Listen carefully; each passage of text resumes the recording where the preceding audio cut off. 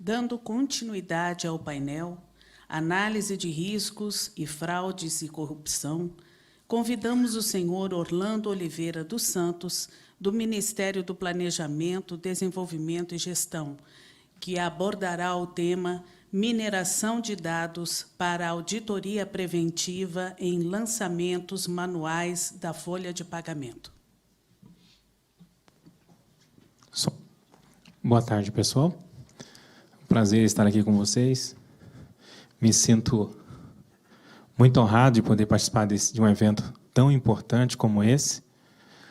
Não sou especialista em mineração de dados ainda, né? Estamos iniciando essa brincadeira, mas já vimos que isso tem um potencial enorme e não explorado ainda no Brasil. Tivemos a oportunidade de ser aluno do professor Rommel, né? E ele que nos apresentou esse mundo, e a gente realmente viu que é um mundo extraordinário. Eu sou analista de tecnologia da informação do Ministério do Planejamento, trabalho na área meio, e até estranho estar trabalhando com mineração de dados na auditoria preventiva de lançamentos, né? O que um analista TI da área meio está envolvido com controle, né? Isso aconteceu quase por acidente. Nós fomos fazer uma prova de conceito de uma solução de Big Data do mercado e o fornecedor enviou por errado a solução, o appliance de Analytics para nós, ao invés de nos mandar um appliance de Big Data Database. Então, resolvemos transformar o limão na limonada. E foi quando nós procuramos a área, dado o fato de ter algum conhecimento de mineração, procuramos a área de autoria preventiva da folha de pagamento do Ministério do Planejamento, e eles se interessaram em aproveitar a oportunidade do equipamento para nós fazermos a prova de conceito. Descobrimos que o equipamento não era o que a gente precisava, mas descobrimos também que é possível fazer mineração de dados sem grandes investimentos, com praticamente soluções que estão acessíveis já aí na internet para a maioria das pessoas. Das pessoas, eu falo que conhecem, né? Então, o intuito é esse: mineração de dados na auditoria preventiva em lançamentos manuais da folha de pagamento. Para frente? Para onde eu aponto esse negócio? Me desculpe, hein? Para o computador aqui, né? A setinha. Olha, foi. A agenda que eu vou seguir aqui é a proposta pelos organizadores, né? Nós vamos falar inicialmente do contexto que motivou. Já, em linhas gerais, eu dei uma ideia aqui. A natureza, a origem dos dados, os métodos aplicados, os resultados alcançados, nesse caso esperados, e as principais lições aprendidas, ok?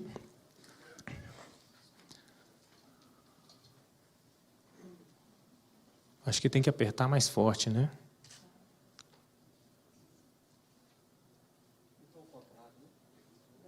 Deve estar ao contrário, então. Ah, sim. Muito bem. Obrigado. Esses dados foram fornecidos pelo próprio pessoal da Audir, com base no levantamento que eles fizeram para aquela terceirização da folha, né?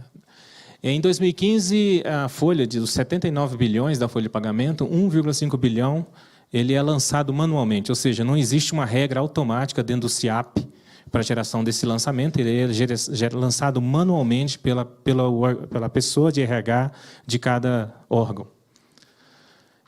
Desse 1,5 bilhão, a auditoria preventiva da folha de pagamento do Ministério do Planejamento conseguiu auditar apenas meio bilhão, representando aí 0,05 da folha de pagamento. Ou seja, o objetivo dessa auditoria é justamente detectar naquela janela, antes do fechamento da folha, se houve alguma irregularidade nesses lançamentos manuais e derrubar esse lançamento para evitar que ele seja realmente efetivado, né? Essa competência, ela embora exista a CGU, o TCU para fazer isso, mas dentro do Ministério do Planejamento, a CGERT ela tem essa competência também de monitorar a qualidade da folha de pagamento, tem um departamento responsável também, né, de gestão de pessoa, tem que apontar esses indícios, e a coordenação geral de inteligência de auditoria que existe abaixo desse órgão, dessa secretaria, é responsável por atuar preventivamente e apontar esses indícios ou essas irregularidades e evitar que elas se concretizem. O trabalho realizado em 2015 e registrado em um sistema chamado SIGA, foi desenvolvido pela Universidade de Brasília para a equipe de auditoria preventiva do Ministério do Planejamento, ele permite com que eles façam essa importação de dados da folha de pagamento através de um arquivo exportado pelo SERPRO. Ele faz um processo de seleção desses casos e os auditores fazem análise de caso a caso. Então, eles analisaram em 2015 79 mil casos e etiquetaram esses dados. Então, foi possível fazer uma análise preditiva, supervisionada no caso, porque tinha a etiqueta, se era irregularidade ou não. Observa-se que apenas 2% são irregularidades, e desses 2%, né, dos 1.731 casos, representando aí 2% do valor auditado, na hora de recuperar esse valor, às vezes não é o caso de ser totalmente negado aquele pagamento. É porque o pagamento é um pouco a mais ou um pouco a menos, então tem que fazer ajustes. Então, a recuperação real mesmo hoje, nesse modelo, é de 5 milhões ao ano, ou seja, recupera-se 1,3% do valor auditado. Essa é a eficiência de recuperação dos dados. Qual é o modelo que esse sistema Stiegler faz? Ele seleciona, de acordo com a capacidade de auditoria, digamos que eles tenham lá 10 auditores com capacidade de auditar 100 lançamentos. Então, desses 1.000 lançamentos que os auditores são capazes de analisar no dia, esse sistema seleciona 900 lançamentos entre os maiores, o ranking dos 900 maiores, e 10% é escolhido aleatoriamente.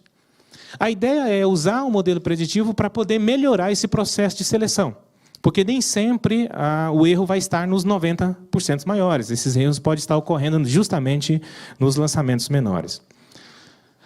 Nós utilizamos, então, a base do SIGA e também dados do sistema SIAP para poder fazer esse estudo. Foram 60 mil casos de auditoria foram válidos para o estudo, 28 variáveis do cadastro do servidor e 3 variáveis do lançamento financeiro. No caso das variáveis categóricas existentes, elas têm classes, ela é muito rica em classe, então são variáveis, por exemplo, com centenas de classes, então nós tivemos que aplicar aí uma técnica de cluster para poder reduzir essa quantidade de classe e poder usar essas variáveis com mais tranquilidade nos modelos que nós utilizamos. Depois codificamos isso usando um algoritmo chamado Hot Encode, e transformou em 140 variáveis, porque ele fica como se fosse uma variável dummy, né, para poder transformar em numérica dentro do algoritmo, e para input do algoritmo. Nós fizemos a separação em 3 bases, né, 70% dos dados foram para treinamento, 15% para teste e 15% para validação. O método foi o CRISP-DM, já foi comentado aqui, eu vou já passar, que ele já dispensa comentários, uma vez que ele já foi mencionado. Nós não utilizamos o Appliance para fazer isso, acabamos usando ferramentas open source, então usamos Python como linguagem de programação. Anaconda, a plataforma da Continua Analytics, também open source, para análises científicas, né, análise preditiva, nós usamos bastante aquele pacote sklearn. Utilizamos como interface o IPython Notebook, uma solução também muito interessante, muito fácil de trabalhar com ela. Gostei particularmente muito da linguagem Python, talvez por eu vir da área de TI, da área de desenvolvimento, eu senti mais facilidade com Python do que com R, até por isso que eu escolhi o Python para poder continuar esse projeto. Tem a Matplotlib, a parte gráfica do Python, para geração de gráficos e análises visuais, e usamos para manipular os dados o pacote Pandas também, que vem nessa plataforma. Nós utilizamos basicamente 3 técnicas. Experimentamos outras, mas dispensa o comentário aqui. As principais, os resultados melhores nós tivemos foi com árvore de decisão, Random Forest e regressão logística. Nós, como não tenho ainda muita expertise no assunto, esse trabalho não foi feito de forma solitária, não. Nós contamos com o apoio de professores da Universidade Federal do Rio de Janeiro. O próprio professor Rommel também nos deu algumas dicas, né? Trocamos ideias, né? Conversamos um pouco sobre essa situação, para a gente poder ir construindo o caminho até chegar ao resultado final. Os melhores resultados eles foram obtidos com Random Forest, né? Então, nós tivemos aí aqui 2 resultados na base de validação e de teste. O teste e validação estão invertidas ali as imagens. Mas na classe negativa, nós tivemos, por exemplo, 44% de precisão e 37% aí de recall. E na outra base, muito próximo também, os valores, mostrando aí uma certa estabilidade do modelo. Só que observamos também que o modelo estava muito tendendo a overfit, ou seja, ele teria problemas depois de generalização no cenário real dos dados, né? Embora os resultados aqui fossem bastante interessantes, dado que é tão desbalanceado assim a classe negativa. Tivemos que fazer a estratégia de oversampling para poder treinar os modelos. O resultado aqui ele é mais esperado, tá? Não do que real. Esse modelo está em fase de avaliação para a gente entender realmente qual foi o resultado real. Quantos minutos eu tenho? 10 ainda? Poxa, pensei que ia gastar muito. Como é que nós fizemos para poder estimar qual seria... Porque quando você pergunta assim, quanto isso vai, no final das contas, retornar em dinheiro, né?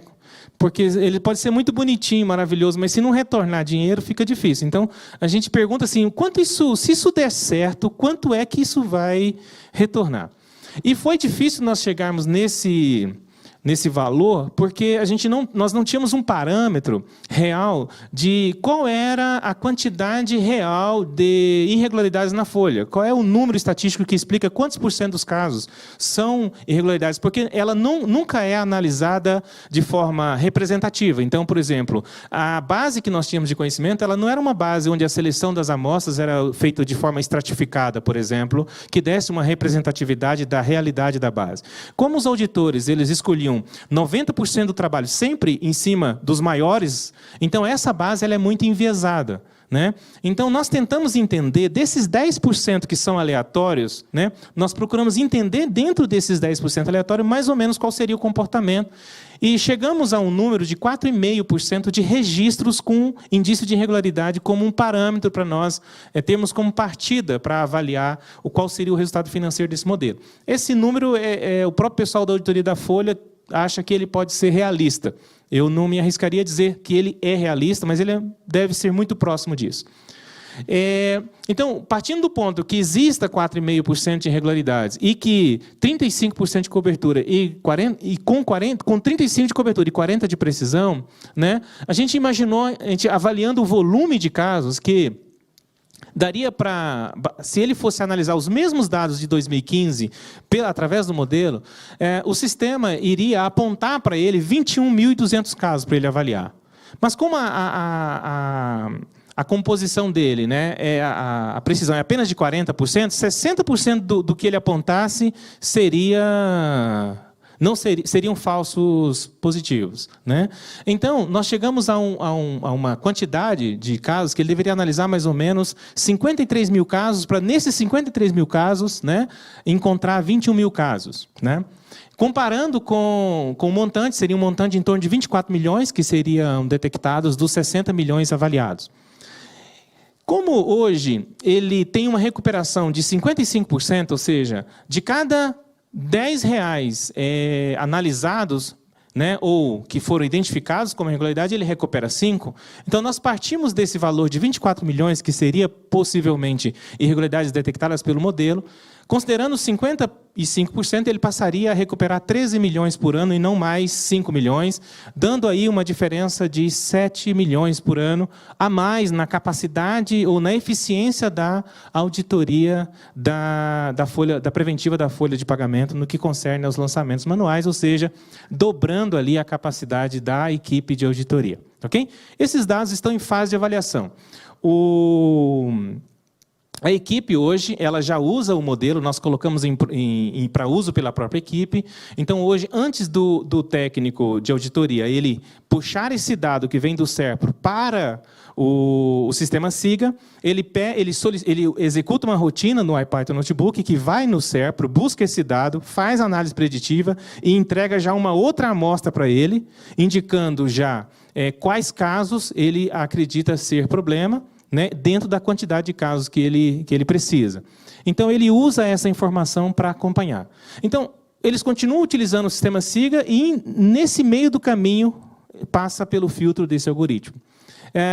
Já está rodando há um mês, um pouco mais de um mês esse trabalho, e a gente deve agora, nos próximos dias, fazer uma análise do resultado e fazer as melhorias, seja revendo as variáveis de input, sejam tomando outras medidas para a melhoria do modelo. Ok? Nós estamos em fase de negociação, já conversamos com o pessoal da computação da UNB, o professor Ladeira e outros professores, para um termo de cooperação com o Ministério do Planejamento, já que a gente tem essa deficiência de pessoal para a área de mineração, para nós podermos ampliar essa iniciativa com o apoio da universidade. Ainda está em fase de discussão essa parceria. O que foi o grande aprendizado para um novato aqui na área de mineração, começando a brincar com esse assunto? Eu acho que o grande aprendizado nesse caso foi o seguinte: há uma necessidade de esforço contínuo, né, e comunicação com as áreas de negócio envolvidas durante todo o processo de mineração de dados. Ou seja, eles é que entendem o negócio. Para a gente que entende de TI, se você não entender um pouco do mundo deles, não sai. Então, aquela primeira parte do CRISP lá de entender o negócio, eu vi que é real e você precisa dela o tempo todo, até na hora de analisar os resultados. Se você não tiver o cara do negócio, não vai para frente. Por mais que você é TI, inteligente, sabe todos os modelos, o cara do negócio é muito importante. Então, isso eu percebi nesse caso. Outra coisa é a dificuldade da área de negócio em entender e confiar nos resultados de métodos e técnicas sofisticadas como a utilização de análises preditivas, né? No caso, muitas vezes eu vi o auditor falando, mas como é que ele disse que isso aí é problema? Como é que ele sabe? Né? Mas ele não sabe, ele tem uma heurística lá dentro, estatística, e usando outros fenômenos, se for rede neural, mais complexo de explicar ainda, né? E o auditor, ele está muito... O auditor, eu quero dizer, o cara de negócio, muitas vezes ele está acostumado com análises muito mais básicas, cruzamentos básicos, que ele pode explicar. E esses modelos nem sempre você dá para explicar, porque o resultado é explicável, mas como ele chegou lá é uma caixa preta, muitas vezes. E eu vi que os nossos colegas de negócio ficavam assim, mas como? Me explica, né? De onde ele tirou essa informação? E aí você tem o tempo todo ficar convencendo eles de que realmente existe uma inteligência ali, mas que nem sempre nós vamos poder explicar ela com uma fórmula matemática. Uma coisa que a gente observou é que, principalmente quem está começando, e eu acho que boa parte do pessoal aqui deve estar nessa linha, né, começando a mergulhar nesse mundo, claro, já tem algumas pessoas com muita expertise, mas não é uma realidade de todos, tem que formar uma rede de apoio, né? E aí tem iniciativas, né, do Meetup e outras iniciativas aí de mineração de dados e criar uma rede de pessoas que você pode estar comunicando, porque isso foi um diferencial. Quando encontrava algumas pedras no caminho que na internet uns artigos não te explicavam, você troca ideia um ou outro com uma pessoa que já fez, e ela fala, não, faz isso e isso que você vai sair do outro lado. E foi assim, algumas vezes o Dr. Romer, eu liguei para ele, não, resolve dessa maneira, faz isso aqui que dá certo. E aí você vai caminhando, trocando experiências. Então, quer iniciar projetos ou avançar em projetos, essa rede de contatos é muito importante. A outra é a questão da necessidade de estruturar a equipe. Isso tem que ser feito de forma estruturada, como eu vi na parte da manhã sendo comentado. Num planejamento, a gente fez essa iniciativa, mas está longe de ser um produto da diretoria de TI, está longe de ser uma realidade no planejamento, porque não tem equipe para isso. Eu fiz isso aproveitando para transformar um limão na limonada. Mas e agora?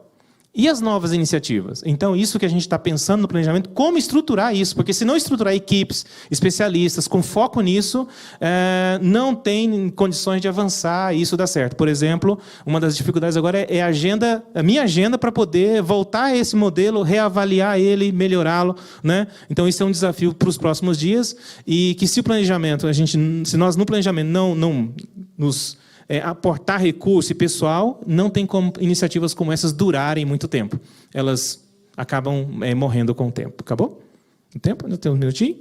E eu acho que o mais interessante também é dizer, é possível fazer mineração de dados sem grandes investimentos em tecnologia e praticamente usando soluções open source.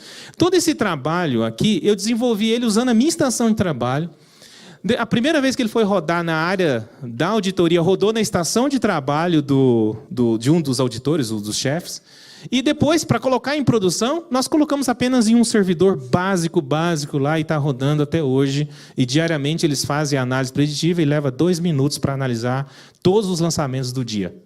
Então, é possível fazer, usamos só soluções open source e máquinas de pequeno porte. Claro que isso não é realidade quando você vai para grandes volumes de dados, como é o caso de receita, áreas financeiras e tudo mais. Mas no nosso caso, foi um caso interessante, sendo realizado com pouquíssimo ou praticamente nenhum recurso financeiro adicional.